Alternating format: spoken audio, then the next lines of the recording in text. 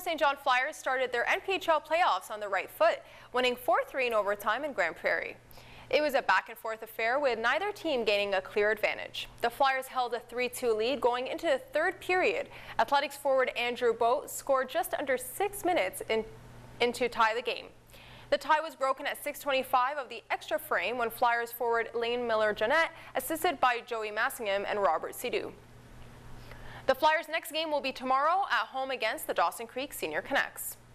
The Canucks will be looking for their first win of the round-robin playoff tournament after losing on Tuesday to Grand Prairie. Puck drop for that game is at 8:30 p.m. Saturday at the North Peace Arena. In other games last night, the Falher Pirates won on the road 8-4 over the Manning Comets, and the Grimshaw Huskies won their home game with the High Prairie Regals. In the NWJHL, both Fort St. John's and Dawson Creek's home games have been postponed due to the weather. The Dawson Creek Junior Canucks were set to take on the Grand Prairie JDA Kings tonight, while the Fort St. John Huskies were scheduled to take on the Fairview Flyers. Also tonight, the league says those games will be rescheduled at a later date.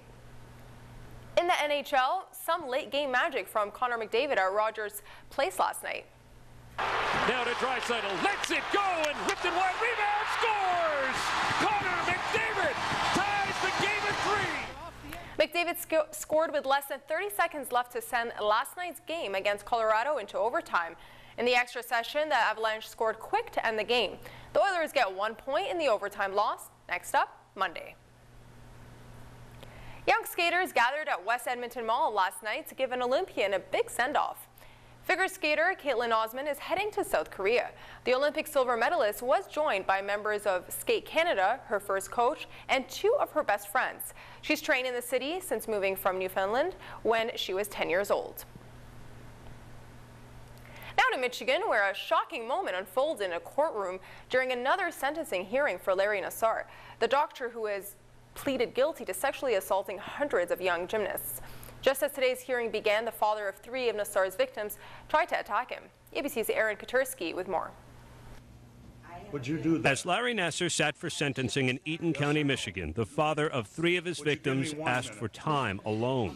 Would you give me 1 minute? Randall Margraves had just watched 2 of his daughters deliver victim impact statements. Margraves described himself as a distraught father. When the judge denied his request, Margraves charged at Nassar. Court officers tackled Margraves before he reached Nassar's seat and put him in handcuffs.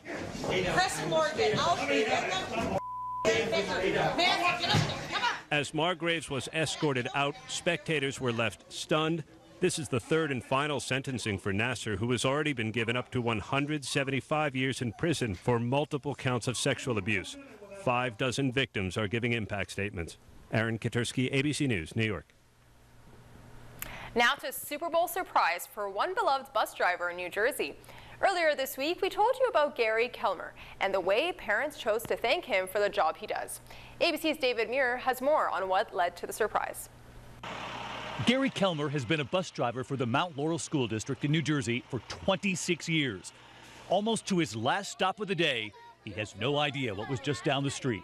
The town waiting with a super surprise for the bus driver known for decades simply as Mr. Gary. He's my favorite bus driver, and he's very, very nice. Mr. Gary spending time with so many families and their kids, fishing, his passion, the kids on that bus, and his Philadelphia Eagles on the field. So when his favorite team finally made it to the Super Bowl, those parents got an idea, starting a GoFundMe page to send Mr. Gary and his wife to the Super Bowl. $5,000 in just 5 days. Lining up at Mr. Gary's last stop of the day. Mr. Gary! Mr. Gary! Stepping off the bus in his Eagles gear. Oh, boy, oh, boy, oh, boy, oh, boy, oh, boy. I don't know what to say. He didn't know what to say, and that was before he even knew what the surprise was. We are sending you to the Super Bowl.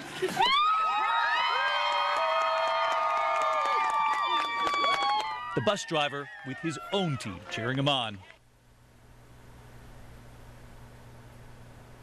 And now, because it's Friday, it's time to look at the plays of the week. Took over in the crowd down low. Bobs, Andre throws it down. See, that's the thing that is not unfamiliar to play cricket.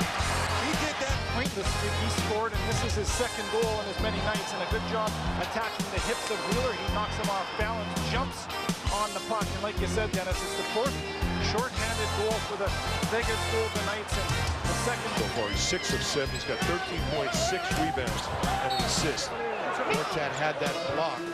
Valanciunas has 13 points. He has the last 8 points in the game for Toronto, averaging about 12.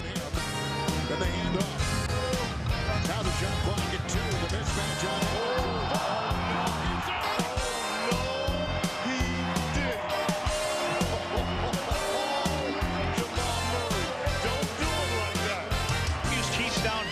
it in, it goes back around behind the net, up over the top. Spezia just tries to slide it through, and there's that hand-eye coordination by Devin Shore, not getting pushed out from the front of the net. Fights everything off. Wedge.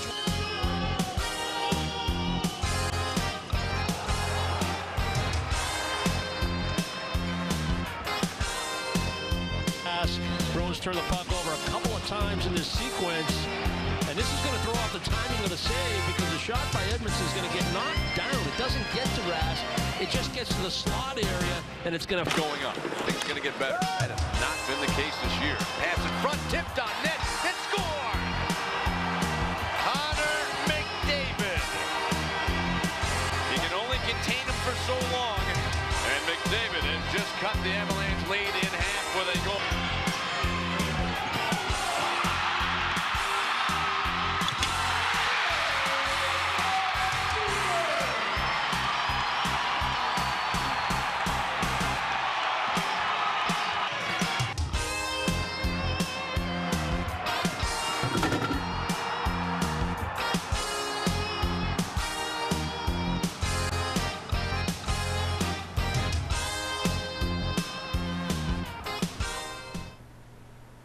And that's all the time we have for sports. Now let's take a quick weather recap.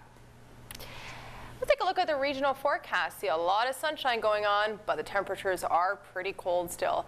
So in Hudson's Hope, it's minus 19 degrees with a mix of sun and cloud. And in Chetwynd, it's a mix of sun and cloud as well, minus 21 degrees. And in Tumbler Ridge, it's a mix of sun and cloud, minus 22. And in Dawson Creek, it's minus 21. And there is a snowfall warning for Dawson Creek, Chetwynd, and Fort St. John. Fort St. John is also at minus 22 with a mix of sun and cloud. And in Spirit River, it's minus 23 degrees with a mix of sun and cloud. And in Grand Prairie, minus 21 with about 40% chance of snowfall. Well, you know, I was watching that story about the Eagles fan bus driver that's getting sent to the Super Bowl. Yeah. I was just thinking, like, what would it take for you to have that kind of a, you know, overjoyed reaction like that? You know, it takes, I don't want to say that it doesn't take much to get me that excited, but I think the one thing that would definitely get me emotional and excited like that is the day I get married, and if my grandma came to visit, you know, and no one told me and it was just a surprise, I think that would definitely pull on my heartstrings and get me super excited. How about you?